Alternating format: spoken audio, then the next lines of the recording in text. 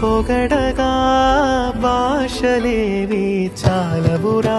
ఈ తమ్ముడే తన అక్క కమ్మై లాలించే లాలించే, అక్కకే తను కన్న తండ్రి పాలించే పాలించే.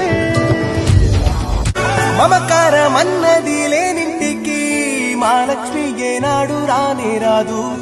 ఆప్యాయతన్నది లేని నాడు ఆ మనిషి బతుకసలు బతుకే కాదు. విడిపోయి కూడే వేళ భారాలే తీరేను, దూరాన నావే నాడో తీరాన్ని చేరేను. ఇంకొక జన్మంటూ ఆ దేవుడు నాకిస్తే మళ్ళీ బంధం నాకిమ్మని వరమడిగేస్తా.